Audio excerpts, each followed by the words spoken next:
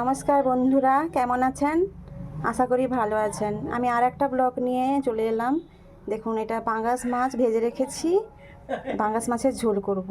দেখুন, পাঙ্গাস মাছ ঝোল করার জন্য এখানে দেখুন কাঁচা লঙ্কা, আদা, রসুন, পেঁয়াজ বেটে রেখেছি আমি, আর একটু জিরা দিয়ে আমি বেটে রেখেছি।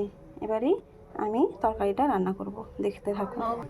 প্রথমে কড়াইতে তেল দিয়ে দিলাম। তেলটা গরম হয়ে এসেছে, এবারে আমি জিরা ফোড়ন দিলাম। তারপরে আমি যে বেটে রেখেছিলাম সব, এটা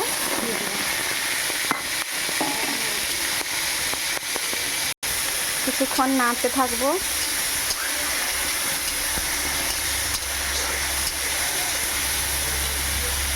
তারপর টমেটো দিয়ে দিয়েছি।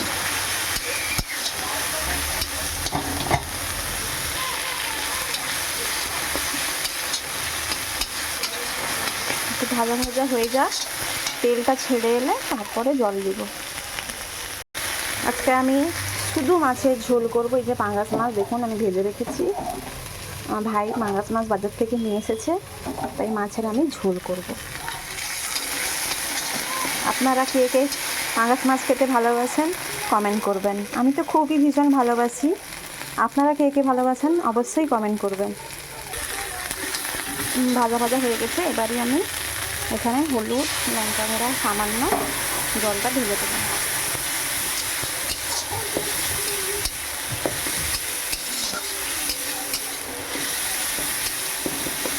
আমার এখানে টমেটো গলে গেছে। সামান্য তেল ছাড়লে তারপরে আমি জলটা দিব। কষার সময় আমি একটু গরম মশলা দিয়ে দিলাম, গরম মশলা গুঁড়ো দিয়ে দিলাম।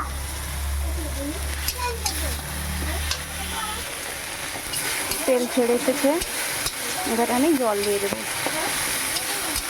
দেখুন তেল ছেড়ে এসেছে, ভীষণ সুন্দর গন্ধ আসছে। এবার আমি জল দিয়ে দেবো।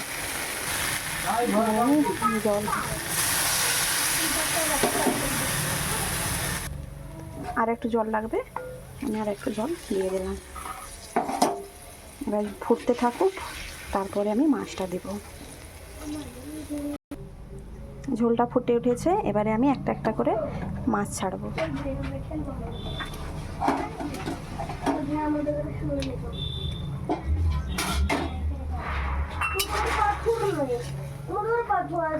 আর একটু ফুটতে দিব সামান্য, তারপরে নামিয়ে আনবো।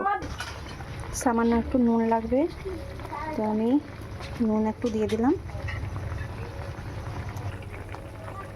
ঝোল ফুটে উঠেছে, এবার নামিয়ে নেব।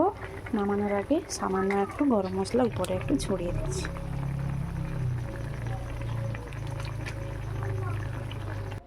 দেখুন নামিয়ে নিয়েছি। এই যে মাছের ঝোল। তো বন্ধুরা, কেমন হয়েছে কমেন্ট করবেন, লাইক অ্যান্ড সাবস্ক্রাইব করে দিবেন। ধন্যবাদ, ভালো থাকবেন।